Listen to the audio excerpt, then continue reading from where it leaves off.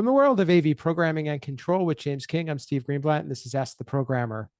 James, how are you today? It's good to be back for another episode and a new guest.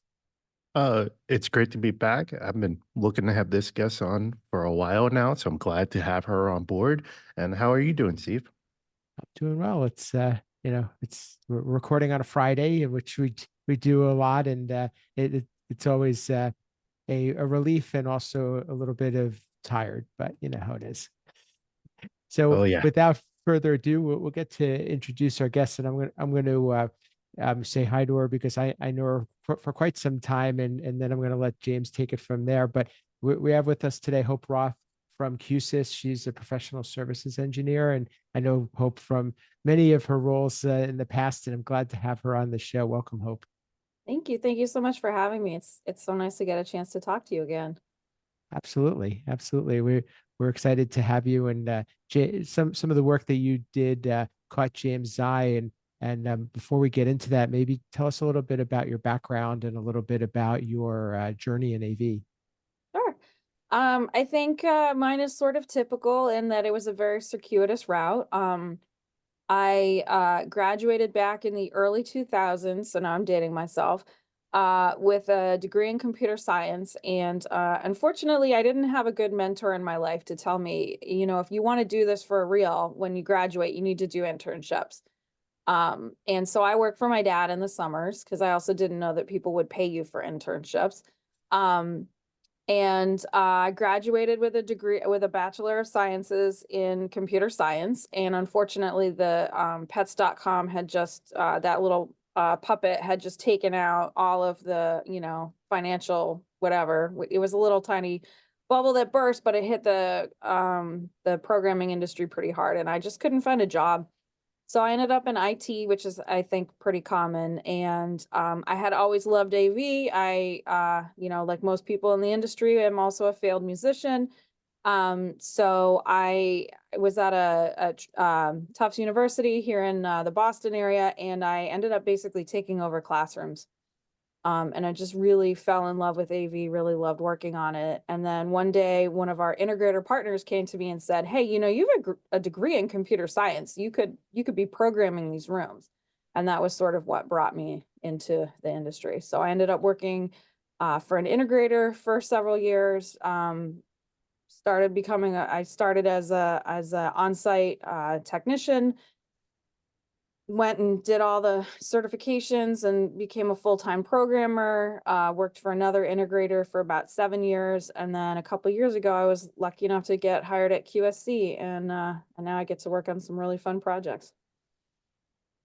That's a great lead in for us too. But thank you for that background. And James, I'll let you jump in with some of the work that Hope did and what caught your eye. Yeah. So Hope has always caught my eye. I mean, she's been a rock star in the industry for a while, and like I said, I've been trying to get her on this show for a while now. Um, but the recent Dollhouse, I know that you were working on, that is such a cool project. Can you dive into that a little bit? Yeah, thank you. I'm so, it makes me so happy when people say it's cool because I just love working on it. I am a Girl Scout leader. I have a daughter who's in 6th grade, and I'm her troop leader. I'm a big Girl Scout nerd. So last year, our council sent out a request for presenters for our annual STEMfest, and they said, try and figure out a way to make, the technology that you work with relatable to girls. And so I kind of had to think about it for a while, and I realized, I could take what we do and just miniaturize it. So I have this very old dollhouse. It was actually my sister-in-law's, and I just wired it up. So it's got photocell, it's got reed switches in it, which are these little switches that work with magnets. So I put magnets in the Girl Scout vests on all the dolls, so the girls can interact with the dollhouse by putting the dolls in various spots. Bunch of other sensors, pillaged my own equipment that I use for testing. So I bring the mic I'm talking to you on right now, our NMT1. I bring a sound bar, I bring a touch panel, I bring one of our cameras.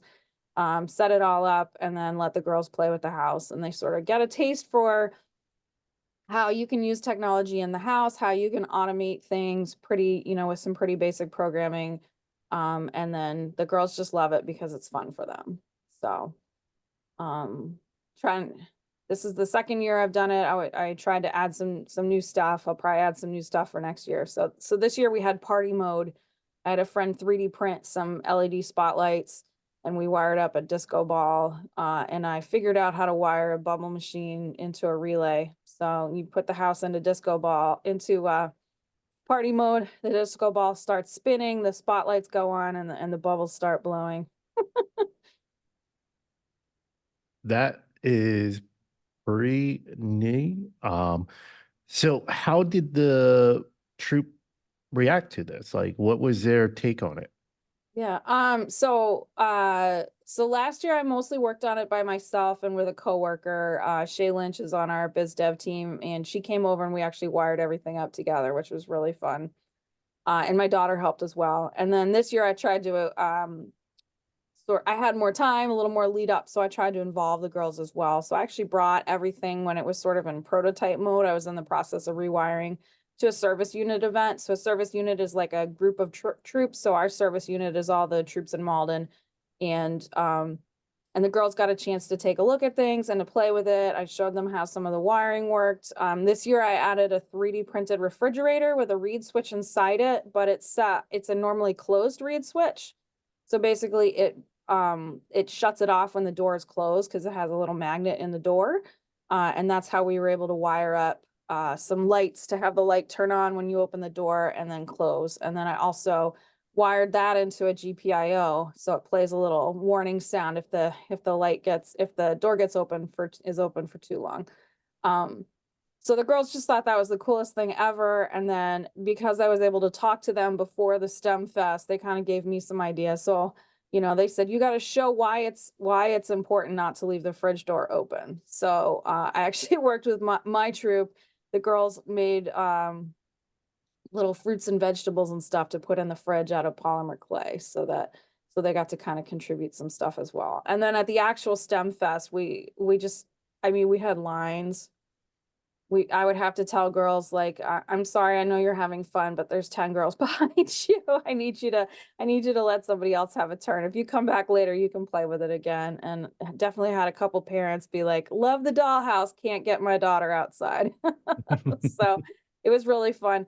And then the only problem with the popularity is I severely underestimated how much the girls would like the bubble machine, and we actually ran out of bubbles. But it being the Girl Scouts, I went outside and I said, I wouldn't ask unless, but it's Girl Scouts. Do you happen to have any extra bubbles? And they did. So we got that back up and running. And now I know to bring about 10 times as much as I think I need. There you go. So our audience here are mostly programmers in other areas. So have you involved the troop at all in any of the programming aspect of this? I talked it through with them, but I haven't really done the programming part of it. Part of what I want to do next year is kind of do an if this then that thing on the touch panel where they can sort of do some basic programming on the fly. I'm doing most of the scripting in Lua. If I was using block controller, it would probably be easier for them as well. But I want to kind of make a little page for them where it says, if this button gets pressed, what do you want it to do? And then just have kind of like a drop down box that they can pick stuff, and that'll sort of give them an idea of what it would be like. But my daughter helps a little bit with it. She finally realized programming is cool because she did a Girl Scout event that I wasn't part of, so now she's a lot more interested in it. So she did help a little bit with just she didn't get in and do the hard coding of it, but she did sort of help me with some of the sensors and figuring out what they should do. Nice. Steve, do you have any questions for Hope? Yeah, I was wondering, so to me, this sounds like it could almost be something that could be a competition or a contest in the future. Do you think that it could be similar to like a robotics team where this is more inclined to what girls would be interested in? Not that they couldn't be interested in robotics, but it's more of the same premise, but but more of the environment that they enjoy more. Yeah, I think that would actually be kind of fun. One of the people who runs the STEM Fest is a mechanical engineer, and she and I have talked about collaborating on an event where she helps the girls make structurally sound dollhouses, and then I help them wire it up. So we might be able to do something like that. And we've also, I know I got was talking with someone on LinkedIn about maybe doing something for kids that, not everybody has access to a core, and not everybody has access to all the stuff that I have, but a lot of the automations that I did would be very easy to do with a Raspberry Pi. You just wouldn't, be able to do all the audio and all of that. So, and I am gonna work, I do want to put together some resources so that people can do similar things on their own, because a lot of the feedback I got from parents was like, this is great, and now my daughter's gonna want one. And I'm like, go for it. I gave everybody my card. I said, if your daughter wants to have the lights come on and off with a magnet, you don't need the whole system that I have. You can just wire up a reed switch in line with your LED and your batteries, and it'll just work. So so that is definitely part of it, is to sort of put it out there so people can actually get their hands on it and play with it. And we Absolutely. did actually do a meeting a couple weeks after the event that my daughter ran, because I had previous plans, and she brought some of the components that I had used to wire up the dollhouse, and she used breadboards and showed the girls how to sort of prototype, an electrical circuit with a breadboard and a battery and some LEDs and different switches. So How cool is that? yeah. That's super cool. She apparently they made some short circuits by accident, but other than that, it went off pretty well. So, and then You they gotta learn, right? yeah, and they all had to troubleshoot together. So yeah, so they prototyped stuff, and then it was the Saturday before Mother's Day. So I had some supplies left over from our own troop. They made cards with LED stickers, watch batteries, and copper tape. And so, you squeeze the battery here, and the card lights up. So they made light up cards for their moms using the same sort of ideas. Wow, wow. One of the things that James has talked about before is the fact that in order to get more young people into our industry, and also especially young girls, is that you have to get them early, and it's put the ideas in their head. Do you think that these types of things do work, and that get girls excited about technical careers? Maybe not necessarily AV, but technical careers. Yeah, I think so. I think it takes some of the mystery and the scariness out of it.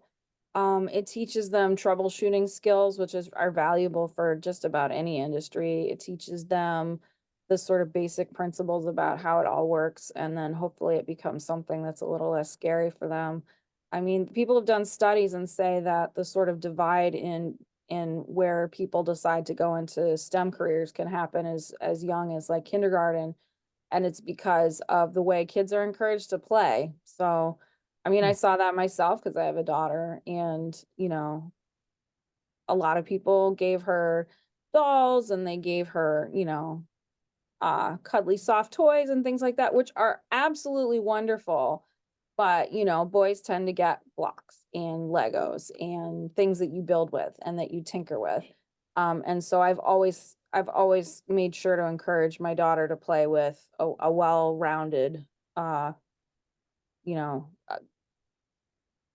universe of toys. So we played blocks together, we built together, we did Legos together, and and we also played house, and we played with our dolls. And it's not mutually exclusive. So I watched the girls actually play with the dollhouse. So I actually watched a girl hit a button on the touch panel to turn all the lights in the house off, and then she took her little doll and she went, "Uh-oh, uh, you know, something went out, better go check the generator," which is not something I prompted her at all. And she took her little doll and she went down, and the doll pretended to look at the generator, and then she hit the button on the touch panel, and the lights all came back on.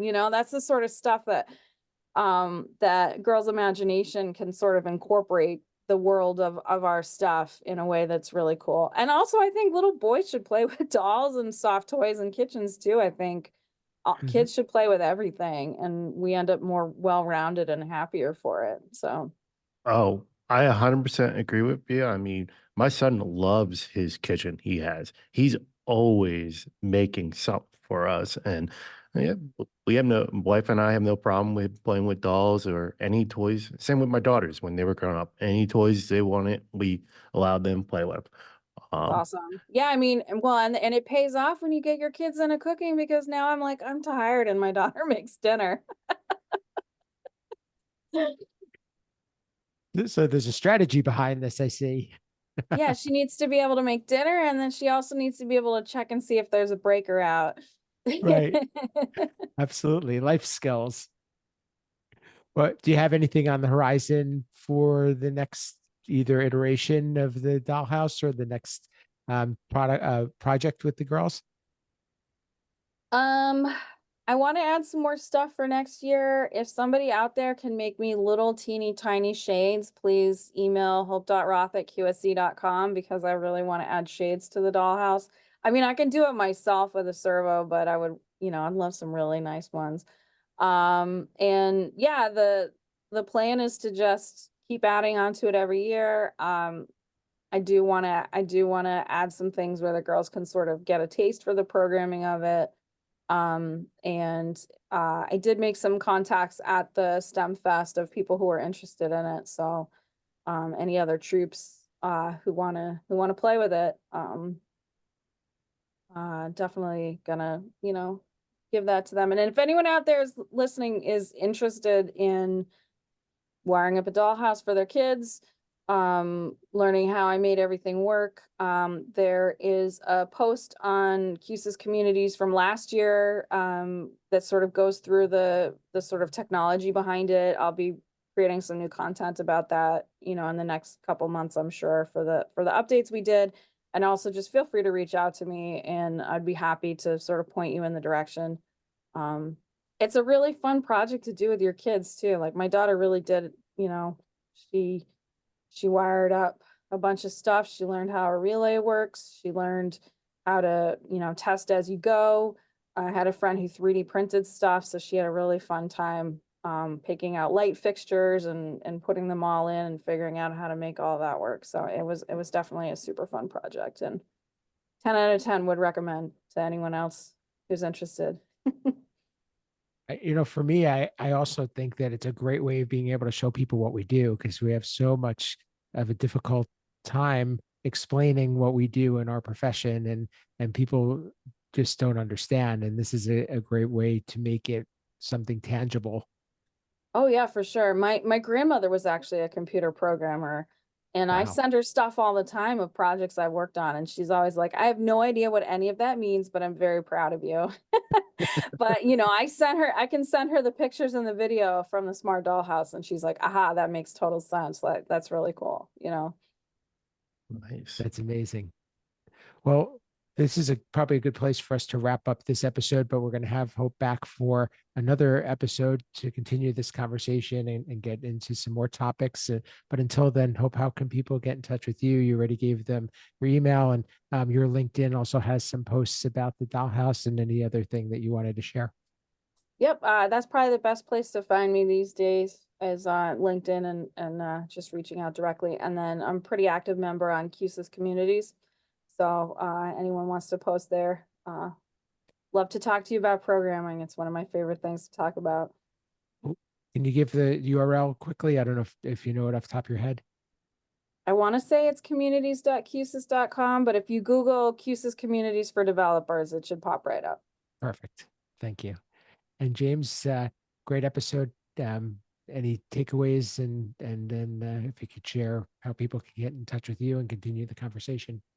Uh, my main takeaway is having smart people like Hope on, who I sit here and I've said this. I mean, we talked with the Bald AV guys about getting out there, and they got off the ground and did their event. And then you have somebody like Hope who's doing brilliant stuff. I have these ideas. I don't know what to do. And these smart people are actually putting actions and getting the AV out there. So this is great to see. Hopefully more people do this because we continue to tell people what AV is. As I always say, my kids know I work in AV, but they're really understanding AV is from the show Stranger Things and the AV Club. Um, so yeah, they just know dad works in tech, and that's it. But yeah, this is a great one. Thank you, Hope. And you can get me on LinkedIn, Twitter, AV_James King. Google me. I'm out there. You'll find me.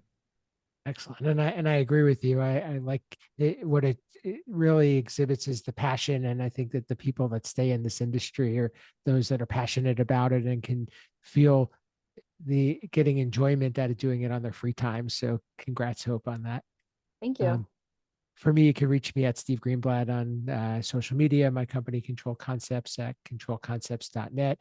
I also wanted to point out we have some free utility modules, which also include plugins on our website. So check those out as well. And you can download them. And we have more of that to come to help programmers out, and as well as some of the manufacturer API integrations that we do. And but what's most important to James and me is that you follow this podcast, either the video version on YouTube or the audio version on your favorite podcast player. Leave a rating or review. Please reach out to Hope and continue this conversation and let us know what you want to hear more about, because we're here to serve the community and share more stories like Hope's with all of you. And until next time, this has been Ask the Programmer.